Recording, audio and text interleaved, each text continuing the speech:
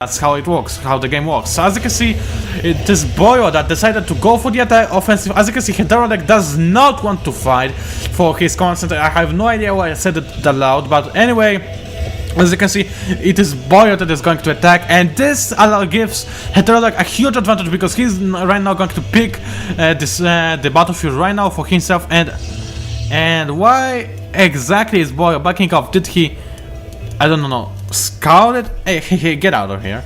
Scout his enemy or something? No, he did not. He did not scout him at all. He's got no. Why does he have no observers whatsoever? I mean, it is very important to have those colossi. I agree, but it is also extraordinarily important to have at least one observer. I mean, it would be such a great asset if Boy would know what he's going to fight against. Then this would be a huge help. And as you can see, those Vikings did manage to get quite a few shots onto the single Colossus. And oh man, the single siege tank is going to deal some pain into those Protoss forces. But as you can see, those Colossi are just ripping and toasting those Marines and Mortars like a good toaster machine. And those are just going to be so tasty toast that we're going to eat. And once again, we're going to have a nice delightful sandwich. And there was a huge micro mistake from Boyo because he let his Colossus walk straight into this missile turret, and actually he suffered great penalties because of that. And those Colossi did get hurt because of it, but I do not think any of them died actually. The interesting thing is that Boyo has lost all his non-Colossi army, which is kind of surprising for me. One of the reasons definitely was the single siege tank. I mean, it was not focus fired, and in my honest opinion, after the initial wave of infantry was dealt with, those Colossi should really kill the siege tank, because the single siege tank can do a lot of damage to this armored army from the Protoss. And yeah, it probably just suffered out all of those units, so they were just one-shotted. Because I mean, how many free shots did the siege tank have? I mean, I know it just has those 4 kills, but this was just enough because those are 4 kills, but there were much more shots, right? And they just dealt some terrible damage onto those units. I mean, look at this. They are 2 Starcrafts on red, and this guy could be considered the most lucky guy ever because he's a Stalker, right? So he already died before and was resurrected as a Stalker or Dragoon or whatever, and now he would almost die again. And when you die as a Stalker, you cannot become a Stalker again, which is kind of a bad thing, right? And he did not die again, and he got his shield back. So now he can only pray that he will not die for the 3rd time, because this would be pretty unlucky for him. Now, because I feel like I should have mentioned it. Oh, there's some beautiful blip over here, and oh, there we go. What is it actually? It looks like a giant mechanical mushroom that is having a really bad fever, and I have no idea why I think, but I believe it really does have a fever. I have no idea why I know this, but I know this. This is a big mechanical mushroom that has a fever, and that's how genius I am, because I can just say it.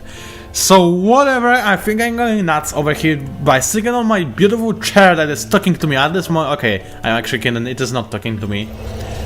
The table is talking to me though, but the chair is not.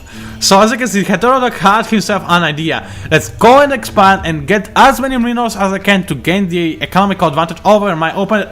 And actually something I really like about this guy already, the Sensatire. People really underestimate those guys, and they are such a great means of you know, early warning that your opponent is going to just slap you in your face. I mean, this is an extraordinarily useful gimmick. I know that you could spend this Vesping gas on a siege tank or something, but in my honest opinion, a well-placed sensor tower is worth much more than even a couple of siege tanks. I mean, if there would be a sensor tower over here, or here, or here, or even here, whatever.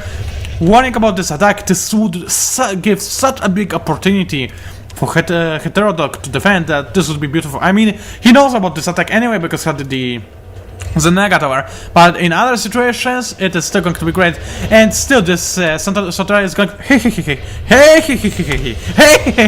And as you can see right now, once again a big micro mistake. Those Colossi, big focus fire by all anti miss weapons possible, and this Colossus has gone down because of the terrible micro from Boyo, and now he's losing all his Stalkers because of the single planetary fortress that is being repeated, and actually all of those Colossi went down because of a single mistake. Those Stalkers really should have fired onto those Vikings and this missile turret, and those Colossi should have been micro. Meanwhile, on the opposite side of the map, as you can see, is going for the counter-offensive, and he has actually managed to destroy the opponent's explosion, just like Boyo managed to destroy the opponent's explosion over here. So they both tied up in that matter, but as you can see, Heterodek has even more expansions hidden, and by saying more expansions, I mean one, and this just might bring him the game, because as you can see, Boyo does not know about this. He did not even check this out. So once again, scouting is essential. Boyo, I know that you're a good player, but just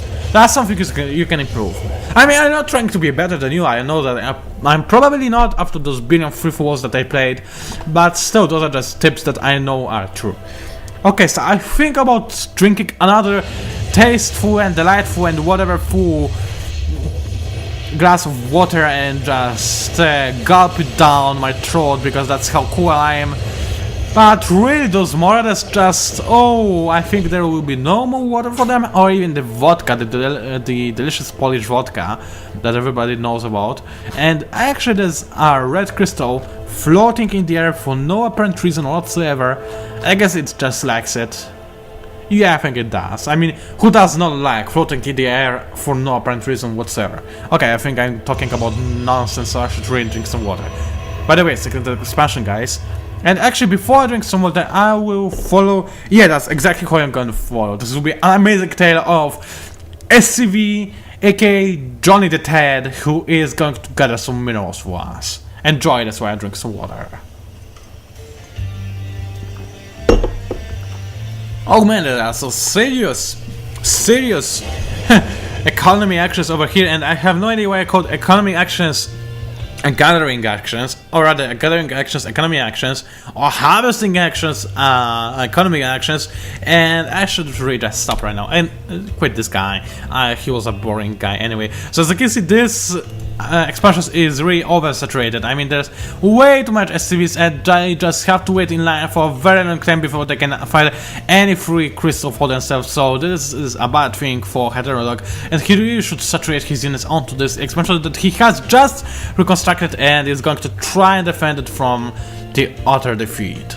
Or destruction, yeah, the utter destruction! And I sound like a manly man that just watched Chuck Norris too many times. Yeah! Sorry, I just sometimes I have to feel like a man. Actually, I feel like a man when I just go on the street and punch somebody for no apparent reason whatsoever. But yeah, this is another reason. Compare yourself to Chuck Norris and you will feel more of a man already. If you want to be ugly, that is, but we know that men are supposed to be ugly, right? This is the man thing about the men. We are supposed to be ugly, so man-like, right? And the women can admire us for our ugliness. I mean, they said that we are beautiful, but I really never believe them when they say that, oh, you're so beautiful. Actually, they don't never see it in a sort of obvious state, but we just say, just when they say something nice about how you look like and you're a man, then you know that they're lying, but they're just trying to be nice, or they're trying to treat you one or the other way. So as you can see, we have a ginormous butt over here. The Vikings are going to join the party, and as you can see, a billion of soul stones, and they have no idea why I got the soul stones on a single place, and those Stalkers should really focus fire on those Vikings, because once again, the Vikings just shot down the Colossi. They killed 2 Colossi, and why those Colossi could have been spared.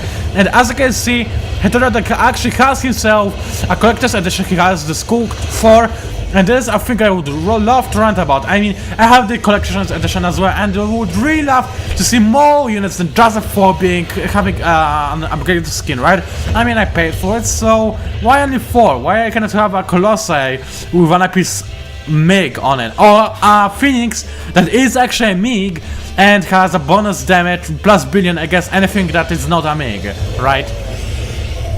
So as you can see, those Colossi are in a really bad shape. Probably they will all die because of those 2 Vikings that can just rain the rockets upon this poor little... Actually, I want to say a guy, but I'm not even sure if this is a guy or a female. because those are two different things, as you probably know. And so, as you can see, oh, it looks like Heterodok has just counted out that boy has himself a nice little safe expansion that is no longer so safe and is now going to try and attack his opponent. However, as you can see, both players actually they have a lot of, probably most of those units are harvesters. Let's have a quick look if this is true. Yeah, 63 harvesters and 58 harvesters. So, most of those whoa, this guy's just paused for no apparent reason and they just couldn't write why, because they were too cool for that, yeah. So actually what I wanted to talk about is something that I already forgot what it was, which is what usually happens, but yeah, I actually wanted to say something useful. Oh yeah, this is that one, both players should really not oversaturate their expansions like that. I mean, I know that they have some serious trouble with having no minerals in their main or natural, but they could use the amount of probes or SUs they had too much to remote mine from other expansion, whatever expansion they would choose. I mean, at least those probes would be doing something, right? Because right now, many of those drones are not doing anything. I mean, you only need like 24 drones on a single mineral line, depending from, I mean, not line, but place, right? Depending from the number of crystals, of course, but 24 is a safe number that will give you a stable economy boost. Now there's a like billion. How many of them are there? Can I? Well, I'm too lazy to count. I mean, I know that I should be a physics kind of guy, but I'm just lazy. I'm a physics kind of guy, so I use calculator for those kind of stuff. So apparently there was a battle that I just missed. Was it a big battle? Nah, just a little skirmish. Okay, never mind. So there were some just supposed cutting marines and mortars that wanted to see how is it going at the Protoss base, and apparently it was not going too well. Or actually it was going very well. And what did they talk about? See, this is the exact thing I talked about earlier. As you can see, Heterodok has used those rocks on his advantage, and he has destroyed them indeed, and just rained fire upon those beings from the Protoss player. And I have no idea how much he did destroy. Well, I think those were just a couple of pylons, maybe a warp gate or two, but still not too much of a deal. But actually, if you had just a little bit bigger army, then he could really destroy the entire attack for the Protoss.